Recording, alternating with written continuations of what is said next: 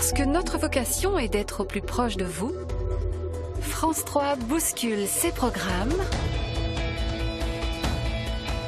et donne exceptionnellement la priorité à un événement de votre région. Bonsoir à tous, France 3 vous fait vivre les grands événements en Bourgogne-Franche-Comté. La vente des vins des Hospices de Beaune donne la tendance du millésime avec des quantités en hausse. Cette année, nous verrons quels cours ont été atteints. Événement présidé par Charles Aznavour, Agnès B, Julie Depardieu et Marc-Olivier Fogiel. Ça, c'est la partie la plus connue, mais c'est aussi toute une ville en fait et de gros enjeux pour le monde viticole. Je vous propose de revenir pendant une demi-heure sur les temps forts de cette 150e édition. Nous sommes au cœur de la vente des vins.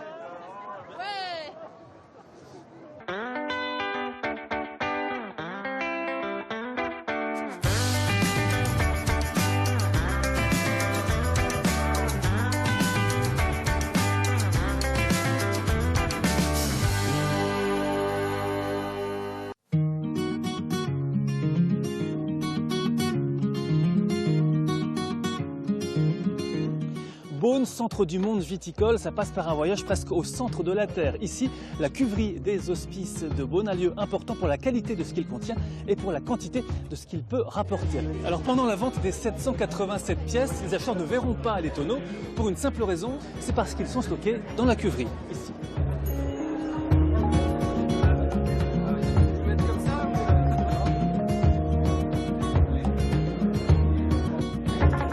Pour bien comprendre ce qu'est la vente des vins des Hospices de Beaune, tout se passe ici. Il y a 60 hectares de vignes résumés dans cette cuverie, Jean-David Camus. Dans cette cave, cette année, les 787 pièces du millésime 2017 en fût neuf ont été logées et sont en train d'être dégustées. C'est ce qu'il faut bien comprendre, tout va partir à l'autre bout du monde, on ne sait pas après où elles partent. Alors on ne sait pas exactement, il y a des dizaines d'acheteurs qui eux-mêmes achètent pour le compte de centaines de particuliers. Donc effectivement, ces vins, c'est une des chances de la Bourgogne d'avoir des vins qui vont rayonner dans le monde entier. Et vous, en tant que négociant, c'est un rôle ancestral en fait de servir d'intermédiaire entre les viticulteurs et les acheteurs? Exactement, de faire l'intermédiaire entre les hospices et nos clients. Et ici, donc, des gens dégustent, certains vont peut-être acheter, ils viennent voir à quoi ressemble ce millésime. Ils viennent prendre la température, vous avez vu qu'il y a 50 cuvées, 33 blancs, 17 rouges, chacune a sa personnalité. C'est vraiment ça l'objectif de tous ces dégustateurs, comme nous on l'a fait plusieurs fois entre les vendanges et maintenant.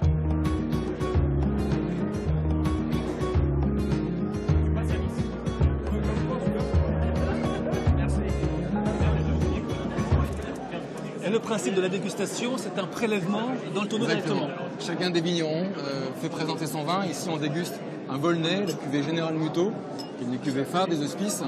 Et voilà, donc le vin est tout jeune, il a quelques semaines, il a été vinifié il n'y a vraiment pas très longtemps.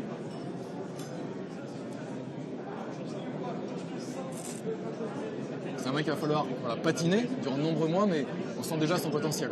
Explication que vous allez également réaliser auprès de clients. Exactement, on va déguster comme ça toutes les cuvées, on va les aider à comprendre parce que ce sont des vins jeunes, c'est un exercice quand même très difficile. Et on sait, la bouche est très vite saturée. On va leur donner un petit décryptage de ces différentes cuvées, de pourquoi celle-ci a une petite aspérité, un petit coup de cœur. Donc on fait ça pour les 50 vins et après on discute ensemble. Les vins des Hospices de Beaune vont partir dans le monde entier et on a envie de savoir justement où, vers quel continent, qui sont ces acheteurs. Est-ce qu'on peut en savoir un petit peu plus sur vous qui êtes venu en compagnie d'acheteurs potentiels? Moi je suis un professionnel effectivement, donc je suis bourguignon expatrié sur la Colombie-Britannique, l'ouest du Canada, donc j'ai une société d'importation sur Vancouver. Je suis très connu sur la région pour l'offre de Bourgogne et donc on est ici pour faire une sélection de produits pour pouvoir amener cette clientèle. Ces vins français, bourguignons, une particularité peut-être par rapport à d'autres vins? We always been drinking, collecting, and really passionate about the wines from Burgundy. That's why we've been working with Yannick together, and coming back and forth from China, Canada to Burgundy, just to taste the wines, to know the region, to understand the culture better, and then we're going to bring that kind of passion back to where we're from and tell and educate people. And that's why we're working on this new project, opening a French restaurant wine bar to educate people, who's also passionate about wine. C'est dans la pénombre de ces caves que se jouent les futures enchères. Dans la lumière, au Palais des Congrès, c'est la grande fête des vins de Bourgogne. Et pendant ce temps-là, la salle continue à être installée.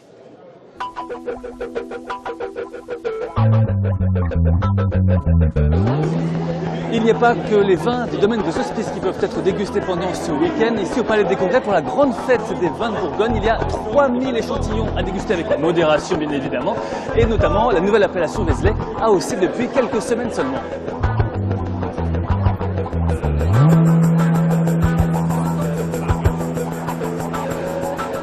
La vente des vins est internationale ici au Palais des Congrès. Accent anglais, bonjour. Where do you come from? D'où venez-vous? Oh, I'm from Holland. From Holland. Why Yes. are you here? Pourquoi êtes-vous ici? I'm here to test all the wines here and also to have a very good time. Donc, pour tester tous les bons vins et passer un bon moment. Merci beaucoup. On va parler du Vézelay avec vous, Mathieu. C'est donc l'appellation qui est toute neuve au pays des AOC et c'est pour ça que vous êtes ici dans cette fête des vins. Alors on est la toute dernière effectivement appellation village de la Bourgogne, la 44e depuis la semaine dernière et c'est pour ça qu'on est ici pour faire goûter cette nouvelle appellation Vézelay. Ça va tout changer pour Vézelay? Alors, ça ne va pas tout changer, il y a beaucoup de choses Vézelay c'est un vignoble qui existe depuis longtemps et qui continue à se développer. C'est une étape dans un chemin d'identification d'une qualité, d'une typicité. C'est une reconnaissance du travail des vignerons. Ça va changer, il y a quelques éléments de cahier des charges qui changent. Et puis surtout, on va mettre en avant, faire parler un peu plus des vins de Vézelay.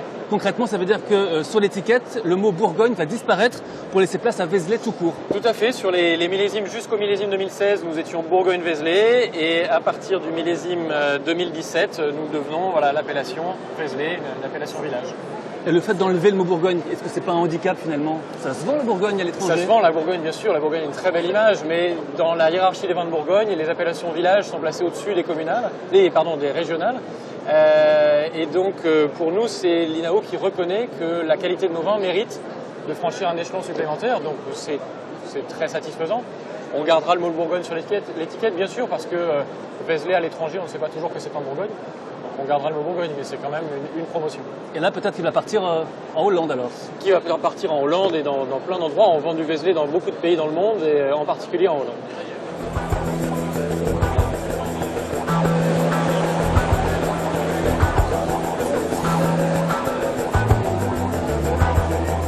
Dans les allées, on vient pour déguster de façon amateur ou éclairée comme vous, mesdemoiselles. Alors, ce qu'il faut expliquer, c'est que vous êtes de la région, vous êtes à Paris maintenant, et que vous créez une société en lien avec le monde du vin. Tout à fait, c'est ça. On a fait nos études à Dijon, mais on a créé notre société. Pour initier les Parisiens à l'art de déguster les vins, les nôtres et tous les vins. Parce qu'ils sont très Bordeaux, les Parisiens. Mais c'est vraiment de trouver des vins signatures, des vignerons qui sont vraiment passionnés. C'est des vins confidentiels. On ne veut pas trouver toutes les grandes maisons qu'on trouve un peu partout à Paris et mettre en avant notre terroir. On a envie de transmettre notre passion en fait. C'est surtout ça. Mission, dire aux Parisiens, il n'y a pas que Bordeaux dans la vie, et ramener un peu de part de marché à la Bourgogne-Franche-Comté. Exactement, tout à fait. Les vedettes de ce week-end, ce sont bien sûr les vins de Bourgogne, mais aussi les parrains venus participer à la vente aux enchères. Avant de les retrouver, un petit peu d'histoire au cœur de la vente des vins continue sur France 3.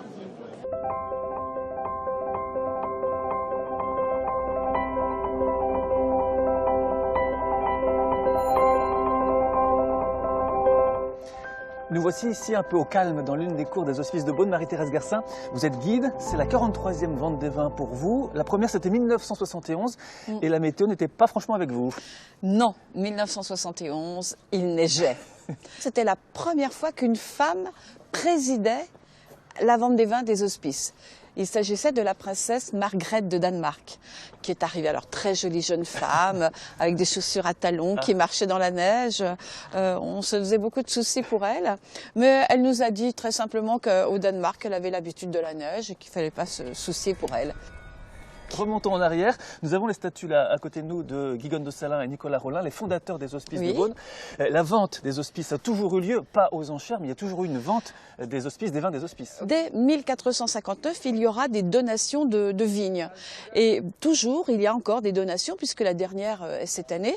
Donc depuis le XVe siècle, le vignoble continue à s'agrandir.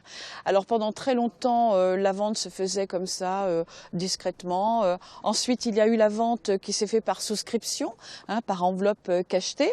Et puis, 1848, problème économique, l'économe des hospices décide d'aller chercher les clients. Et au bout de l'internationalisation de la vente des vins. À partir de ces années-là, ce sont les clients qui viendront à Beaune acheter le vin des hospices.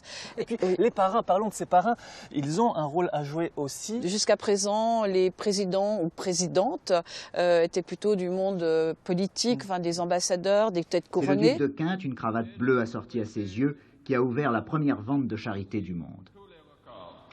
Je déclare solennellement ouverte la 113e vente des vins des hospices de Beaune. Et puis, avec Lino Ventura en 1978, on va rentrer dans ce monde un petit peu plus différent des people. Ce monsieur, je me souviens, on avait du mal à le faire parler. Autant quand on le voit à l'écran, il est très, très efficace. Hein, il aime parler, il aime commander. Et là, eh ben, c'était quelqu'un de très discret. Pas le comédien qu'on voit au cinéma. Non. Regardons ce que ça donnait à l'époque. Imaginons que vous êtes au volant d'un gros camion qui transporte plusieurs tonneaux de vin de Bourgogne. Et tout d'un coup, on vous arrête et on veut vous voler votre cargaison. Qu'est-ce que vous faites? Vous voulez en venir où, là? Je comprends pas. Je suppose que vous allez vous bagarrer, vous allez vous battre. Bah, je ne vais pas la donner, oui, forcément. Non. Je déclare solennellement ouverte la 118e vente des hospices de Beaune. Et puis un autre personnage, le record des records, 2010, Fabrice Lucchini. Ah oui, alors ça c'était quasiment hier, hein, mais c'était tellement hier que tout le monde se souvient de lui. Il a compris comment faire monter les enchères. Mais c'était un vrai spectacle.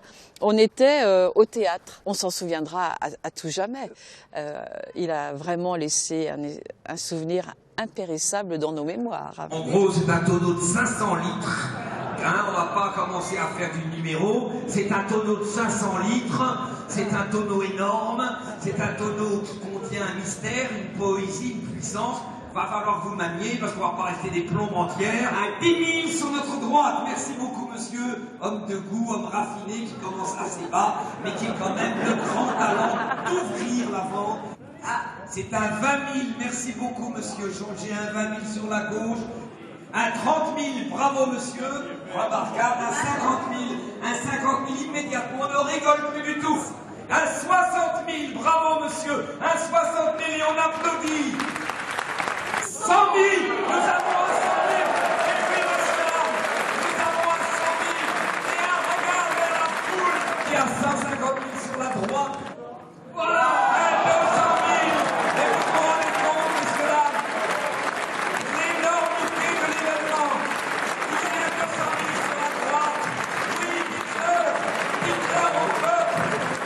On est à 250 000 euros. On est à 255 000 sur la gauche. À 300 000. C'est un moment hallucinant. C'est un moment de génie. 300 000, 300 000, 400 000. Là, pour le moment, monsieur là. 400 000 euros. 400 000 euros. Levez-vous. Standing ovation. 400 000 euros. 400 000 euros. 400 000 euros. Et regardez comment.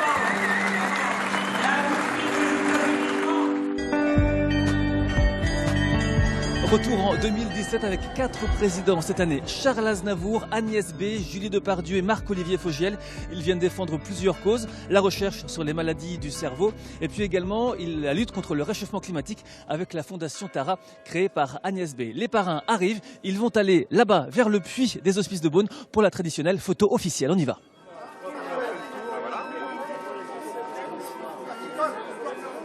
Julie Depardieu, Agnès B, votre sort sera lié tout à l'heure. Vous défendez la même cause, la fondation Tara. La vôtre quelque part, vous savez, c'est un marqueur pour nous tous, hein. Ouais, que dans les fonds marins, il y a tout ce qui va nous arriver. Si tout disparaît, c'est une catastrophe parce que vous avez à l'intérieur de vous-même une microplanète bourrée de quelque part de plancton, de micro-organismes. Et si on les fait mourir avec du Monsanto et tout ça, c'est une catastrophe. On est tous des algues. Non, mais c'est vrai. Enfin, faut concerner que ça ne touche pas que dans l'Antarctique des planctons. On est Et vous, Marc-Olivier Fogiel, c'est une autre cause que vous défendez, la recherche sur les maladies du cerveau. Absolument, les maladies neurologiques ou psychiatriques. Et donc là, pour le coup, ça touche pour le coup tout le monde, un Français sur 3 directement ou indirectement. Donc je vais essayer de mobiliser pour la recherche, finalement pour s'aider soi-même en fait. Charles Aznavour, vous êtes là pour défendre une cause, la recherche pour les maladies sur le cerveau, notamment Alzheimer. Mais vous savez, j'écris beaucoup de chansons sur les faits de société, etc. Eh bien, pour le prochain disque, j'ai déjà écrit la chanson sur cette maladie. Et ce qu'il y a d'important, c'est qu'une chanson, ça traverse les murs. Vous n'êtes pas obligé de lire pour savoir ce qui se passe. Et puis ça vous rappelle qu'il y a des gens malheureux. Merci.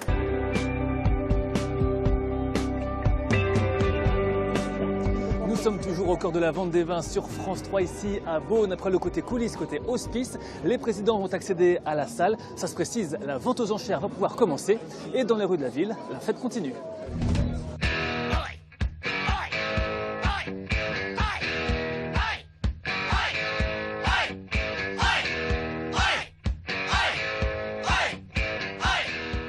Et nous vous retrouvons, Jean-David Camus. Oui. Dans quel état d'esprit êtes-vous? Vous avez le sésame déjà? J'ai le petit sésame, mon petit acheteur.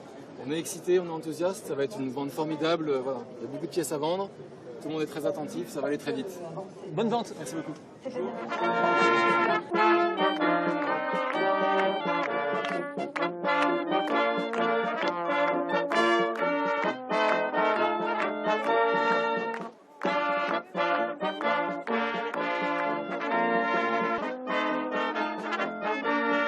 Je vais appeler notre première impétrante Vanessa Demouy. Vanessa, nos intronisations à la confrérie de Belnus sont un peu le jeu de la vérité. Par Belnus devient notre ambassadrice.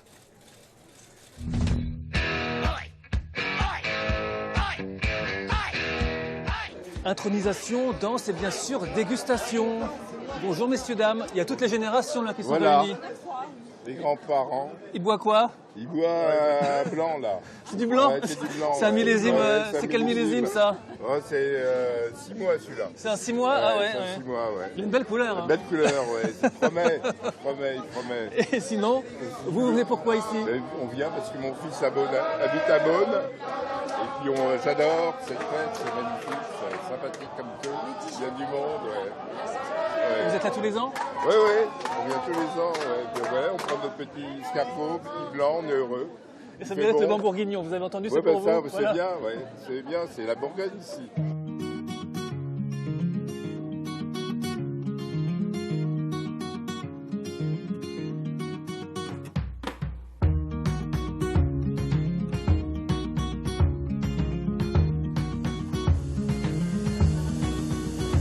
Pas de tonneau ici, c'est pas le vin de l'année. Joseph Pignoret, qu'est-ce qui se passe dans ces alambics?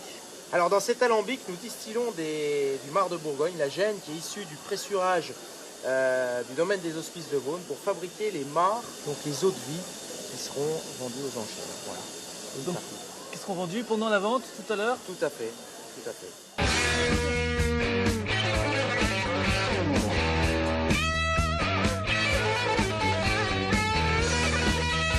Je suis amoureux de Beaune. Voilà. C'est votre femme Beaune? Oui. Non, vous êtes marié à Beaune? J'ai rencontré une femme à marié Beaune. à Beaune. Ah, vous avez rencontré une femme à Beaune? Mettez-le à la télé, ça. Ça va me faire du bien. Bravo. Félicitations et bonne dégustation. Merci.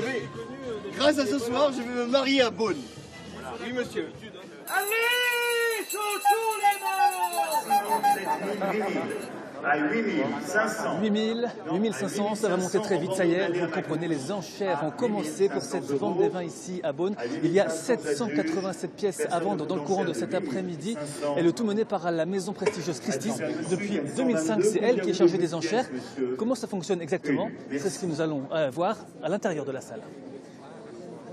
Sous le lot numéro 23, 8 000 €, merci beaucoup. C'est un vrai marathon des enchères qui se joue derrière nous.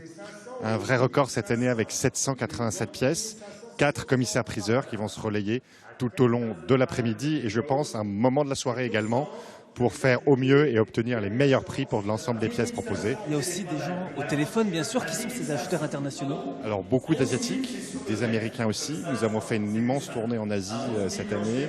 Tokyo, Singapour, Hong Kong, Shanghai, Pékin, avec à chaque fois des clients très intéressés par l'acquisition de pièces. Est-ce que le vin se vend comme un objet comme un autre? Le vin se vend très bien aux enchères, que ce soit ici à Beaune, que ce soit à Genève, à Londres ou à New York. C'est un produit phare de tout Christie's.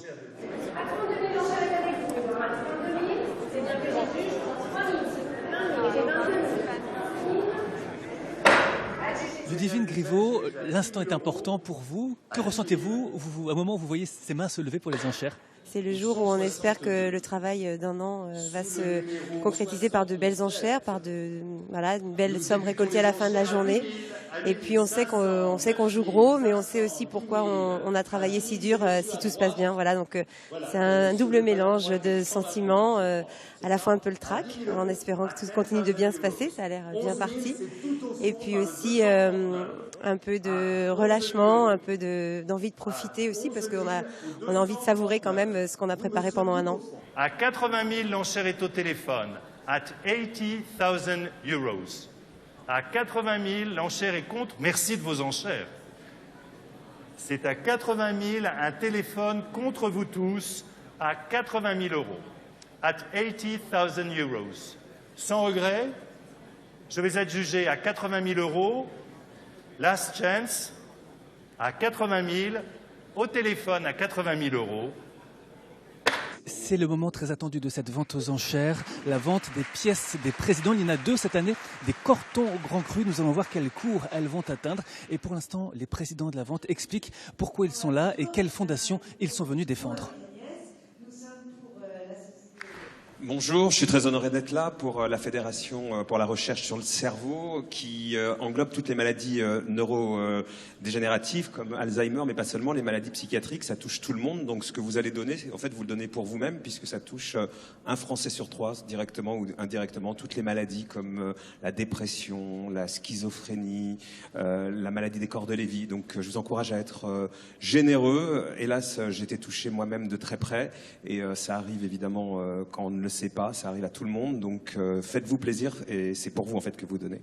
Bon bonjour, eh bien écoutez, nous avec Agnès, nous sommes pour le TARA, le fonds de recherche TARA qui étudie les fonds marins. C'est pour notre belle terre qui fait les meilleurs vins du monde, c'est-à-dire les Bourgognes.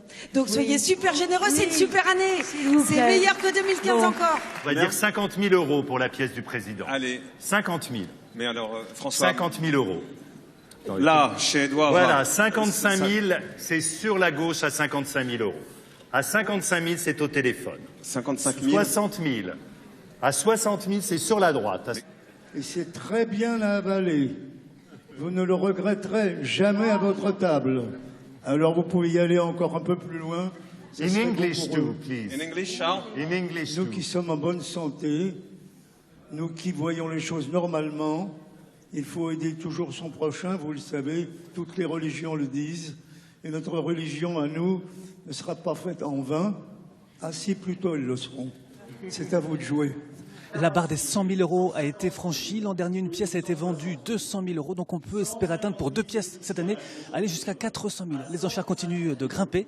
Et Julie Depardieu et Marc-Olivier Fogiel sont là pour susciter de nouvelles enchères. Alors on n'a pas le talent de Fabrice Lucchini et de Christophe Lambert, mais... Non, mais en même temps, il y a deux pièces, rendez-vous compte. C'est énorme, c'est deux fois plus que l'année dernière. Et on approche du record. 410. Et on a une très belle année. 410 000. Bravo. À 410 000, nous sommes. C'est où 410 000?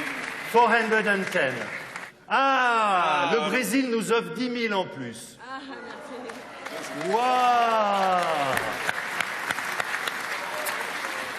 Thank you. Merci beaucoup. Merci beaucoup. Merci beaucoup. Merci beaucoup. On est juge à 420 000 euros, 410 plus 10. Et on va peut-être leur demander de monter. Vous les montez, dire un mot. Venez. 420 000 euros, c'est donc la somme atteinte par les deux pièces de charité cette année pour un négociant beaunois pour le compte d'un client chinois. Et la vente, elle, va continuer.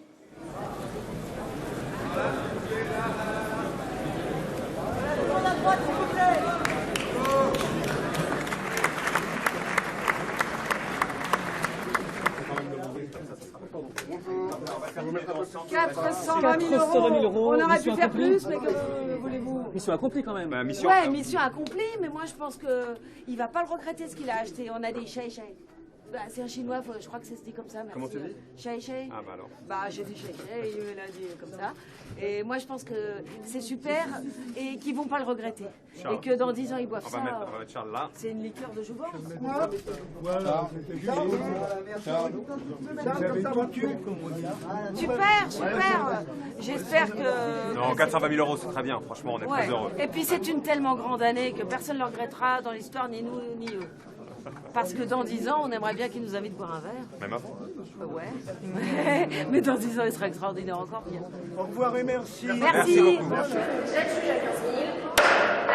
Ce qu'il faut retenir de cette vente des vins 2017, c'est d'abord qu'elle dure toujours. 787 pièces en vente, avec globalement des cours plutôt stables. C'était la volonté du monde viticole de ne pas connaître de flambée des prix comme ces dernières années. La pièce de charité, elle, a atteint un très bon niveau, 420 000 euros, poussée par des parrains motivés. Nous reviendrons sur ces cours demain dès 9h50 le matin sur France 3 dans nos éditions régionales. Vous pouvez revoir cette émission au cœur de la vente des vins sur notre site bfc.france3.fr et partager tous nos bonus des réseaux sociaux. Tout de suite, les enquêtes de Vera. Très bonne fin de week-end sur France 3.